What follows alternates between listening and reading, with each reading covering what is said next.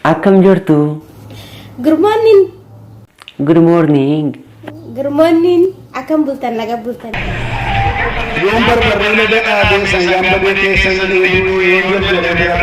Akan kabdi keessa keessa.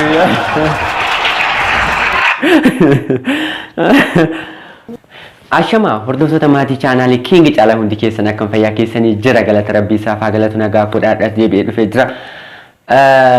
Guyyoota muraasaaf baadiyeen ture jechuudha sababa ayyaana filmaatiif raadiyeen ture yoo hundaafuu baga fayyaa keessan taatan nagaa fuudha ayyaana akkam dabarsitanii na bira hunduu bareeda ture na bira hunduu shaggaa ture iyyuu simbiraas akka bareedaa ta'uu abdiin qaba hundaafuu nagaa qabdu baga fayyaa keessan taatan har'a viidiyoo tokko qabadhee dhufee jira viidiyoo ri'aaktii tokko jechuudha isa sana kan wajjin laallu ta'an jedhaa sana malees namoonni amma kallattii chaanaalii keenyaatti dhuftan kuni King Caalaadha ani immoo Caalaan jedhama. Egaa namoonni amma kallattii chaanaalii keenyaatti dhuftan chaanaalii kana subscribe gootanii maatii keenyatti dabalamtanii sana malees please namoonni share gochuu dandeessan share godhaa sana malees viidiyoo kana immoo like gochuudhaan jajjabeessan isiniin jedha kallattumaa mee viidiyoo qabadhee dhufetti sinaa oofu wantoota nama gammachiisan tokko tokko wajjin laallan isiniin jedha kallattumaa mee haa. Rambi jarabaa jettan hundi keessanuu salfinaa jala maqaa biyyicha waamaa dhaggeeffadhaa Kuwait, Dubaay, Suudii, Joordaan, Beeruut. Okay, hundi keessanuu sallaftan. Okay, ati shifuun dhaabatu kottu. Dhiira birrii laatteetta? Oman gooneefi? Oman binneefis? Okay, darbii ati mootaani. Dhiira birrii laatteetta? Oman gooneefi? Okay, darbati moo? Ati mootaani. Dhiira birrii laatteetta? Okay, laatteettaaf jechuudha. Ambiraaw maal gooteef? Silkii dabalaa jabinee moobaayil gazichee. Eshi. Saxichaalloo. Maallaa godhi qoy. Maallaa godhi fiti kan itti ati. Dhiira silkii bituu biyyaa baate? Indiyaarrakasoo አይገኝም እሺ እንደ ሸወደኝ እኔ እንጃ ራሴ ማለት ነው እንደ ሸወደኝ እኔ እንጃ እንደ ሲንጃለ እንደ ሲጀመር ብር ጃለት ማለት አንተ መስላለህ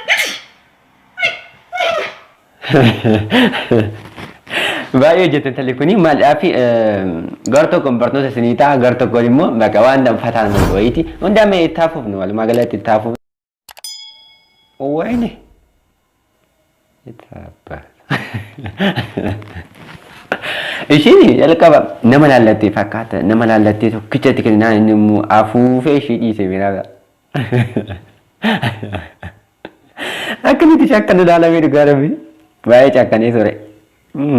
Ayo hundaafuu saxxaanu tadeemnu. Good morning. Good morning. Sabal khair.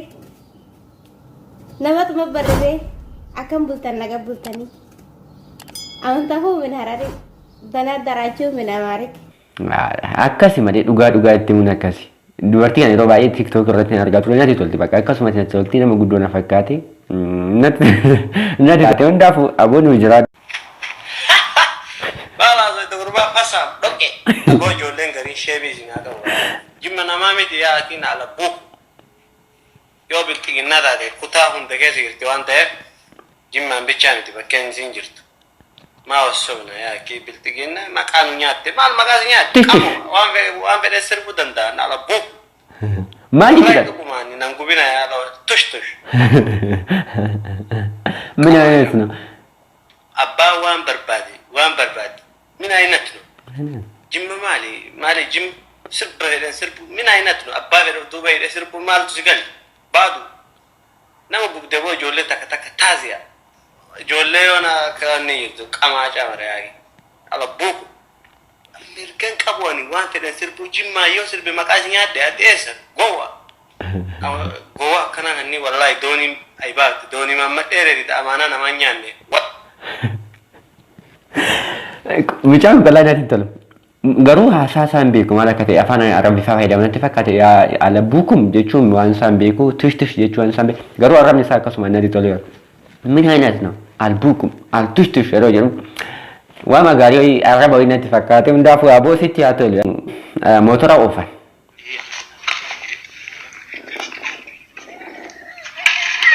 Wal barsiisaa jiran.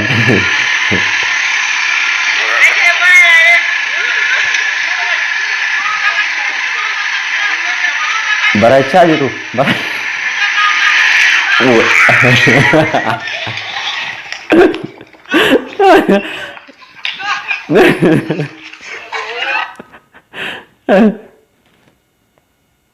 Suuta kaasii jedhaan mucaan namichi maal akka ta'e fayyaa dhabeetu akkasitti godhuun beeku malee suuta kaasii jechaan jira.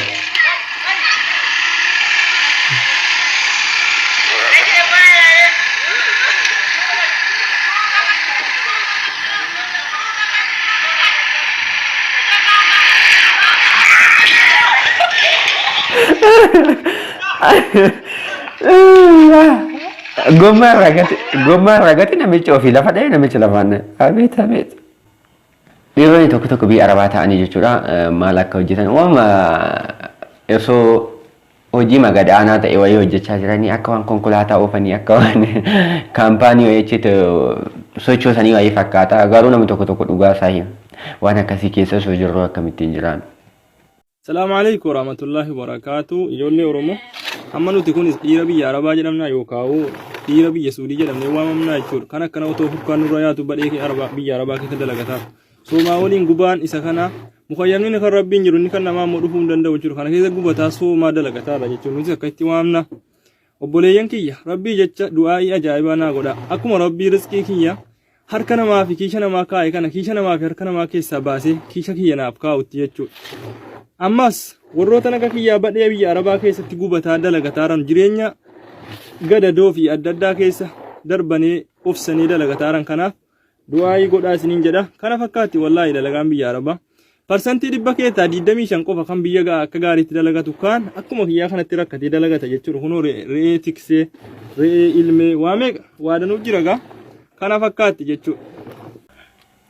An dhugaa re'ee biyya keenyatti ilmaan re'ee injedhama malee biyya keenyatti fakkeenyaaf re'ee ilmaan aannan re'ee dhugaa biyya suni maal jedhamee haasa'a malee re'een biyya keenyatti ilmamu. Ani dhugaa kanan argee jechuudha. Dhiira lukaan bahee jechuudha asiin karama baharii kana isa lukaan deeman kana lukaan bahee achitti re'ee ilma jechuudha. Kanaan immoo yaa of jeja isaanii yeroo tokko tokko dhiironni tokko tokko jechuudha akkasii osoo hin taane dhiironni tokko tokko inni amma ishee dhugaa jirtu qocci godhee lafa kaa'e. Isaan akkuma nama waan guddaa keessa jiranii shamarran mana madaamiti gadi waamu jira hundaafuu akka barbaadan wal godha. Daa'imni xiqqoon qiimii garaatti hin qabattu jibban beektu.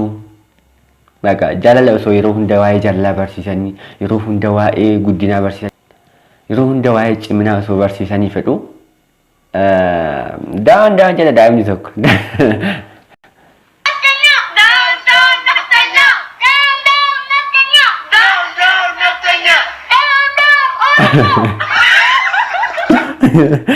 Maalitti beekama mucaan kun dhugaa Rabbii amma isaan maquma haa jedhaniif malee mucaan kun maalitti beekama daa'imni xiqqaan kun amma waa'ee siyaasaa waa'ee daawwan naftanyaa waa'ee daawwan Oromoo waan ishiin beeku garuu dafanii ispiikara irraa butanii agartan dhiyeenya kana immoo uummanni Amaaraa kun hiriira baanatti fakkaate biyya Ameerikaa keessatti hiriira baanii maal akka ta'e hin beeku ani garuu namichi kun achitti hiriira baanii hafuuraan kutaa jiru. Dhiyeenya gadhiifame natti fakkaate viidiyoon kun garuu na ajaa'ibe akkasumatti ilaallan waan isaan ajaa'ibe kan uummatichaa jettammoo kan poolisiin maal akka itti diba ta'e hin olachiisa ta'e waan isaa hin beeku namoonni beektan asumaan immoo koomantii jedhanaa keessume.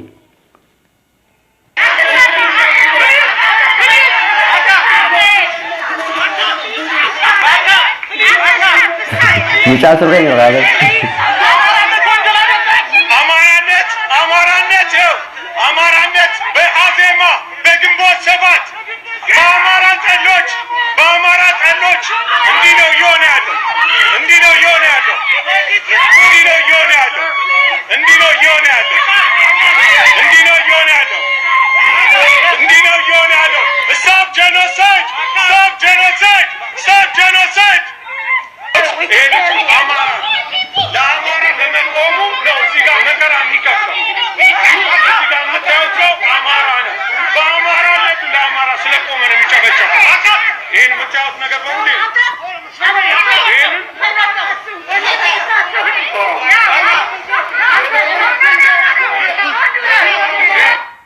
Viidiyoon kun maal akka ta'e hin beeku garuu viidiyoo kana kutaa lammaffaa isaa baay'een barbaadaa ture. Maal itti diba ta'e maal akka ta'e hin beeku wanta wayii akkasitti kiisidhaa fuudhee jechuudha. Funyaan itti diba ta'e akka wanta nama summiisu ta'e waan isaa hin beeku hundaafuu kutaa lammaffaa isaa osoo natti himanii gaarii tureyyuu sana malees immoo adda addummaa poolisii biyya kanaatii fi poolisii biyya saniitiin wanto godhe jechuudha. Biyya kana keessatti poolisiin dhugaa dubbachuuf jechuudha. Poolisiin magaalaa keessa deemu poolisii jechuun seera osoo hin taane jechuudha. Poolisii qaamni poolisii bifa kanaan baratee jira jedhee hin jiru. Jarri kun amma poolisii magaalaa keessatti. Garuu biyya keenya keessatti namni tokkichi poolisii osoo dhahe ani poolisiin sun dhahichuma sana ofirraa deebisa jedhee yaadu maadhaaf leenjiin qabanu. Leenjiin keenyaa fi isaanii adda addummaa isaa bal'ina isaa asiin hubachuu hin dandeessu siniin jedha. An investerii miti yookiin immoo daldalaa gatii kiraa manaa yuudhaaf qacoobseen kaffala. An abbaa aangoos miti rakkataadha hiyyeessaa lafa gurgureen beeku sabbataaf galaan keessa. Kanaafuu jaalallee koo bareedduu magaallee koo liqoor marraa funaanee akka namni booreetti otuu buraayyuu jirtuu nan beellamiin booleetti.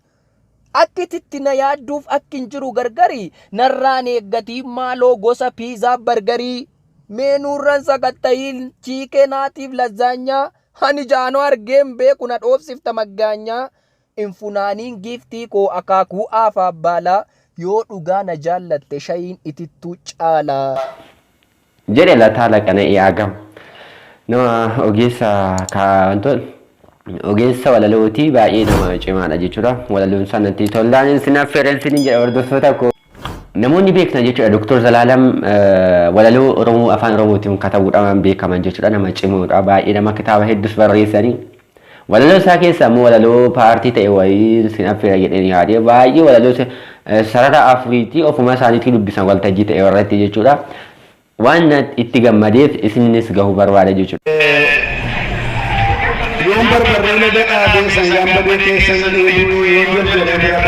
Harkaan qabdee keessan keessu.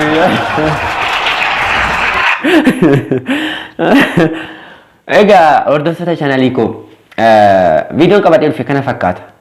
Sinitti tole taanaan viidiyoo kana laayik godhaa. Sana malees immoo sheer gochuudhaan nu gargaaraa isiniin jira. Viidiyoo isaa muraasa booda viidiyoo biraatiin hanga walitti deebinutu nagaa naaf tura. Isinan jaalladhaa isinan kabajaa. Bye bye. Ciao.